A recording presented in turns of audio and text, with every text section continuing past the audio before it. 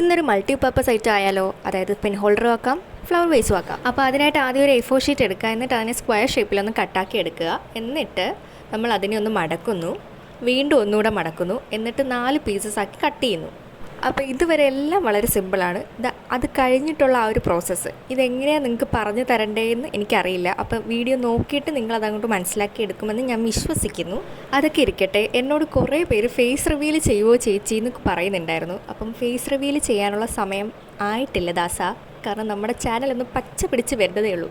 എവിടെയെങ്കിലും ഒക്കെ എത്തുമെന്നൊന്ന് നോക്കട്ടെ. അപ്പം ഞാനൊരു ടാർഗറ്റ് ഇട്ടിട്ടുണ്ട്. ആ ഒരു ലക്ഷ്യത്തിലേക്ക് എത്തിക്കഴിഞ്ഞാൽ ഉറപ്പായും ഫേസ് റിവീൽ ചെയ്യുന്നതായിരിക്കും.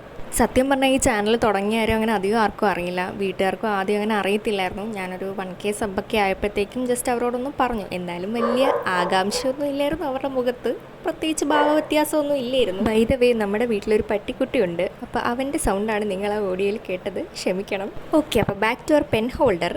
അപ്പോൾ ഇപ്പോൾ ഈ കാണിച്ചുകൊണ്ടിരിക്കുന്നതെന്ന് വെച്ച് കഴിഞ്ഞാൽ നമ്മൾ ഉണ്ടാക്കിയെടുത്ത ആ ഒരു 4 പീസസിനെയും ചേർത്തൊട്ടിക്കലാണ്. അതായത് എക്സ്ട്രാ വന്ന ആ ഒരു ട്രയാങ്കിൾ ഷേപ്പ് ഉണ്ടല്ലോ, അതിനെ താഴോട്ട് വെച്ചിട്ടൊന്ന് സ്റ്റിക്ക് ചെയ്ത് കൊടുക്കുക. ഈ കാണിക്കുന്ന പോലെ. നിങ്ങൾക്ക് എത്രത്തോളം മനസ്സിലാകുന്നെന്ന് എനിക്കറിയാൻ വയ്യ, എങ്കിലും ഒന്ന് ട്രൈ ചെയ്ത് നോക്കുക.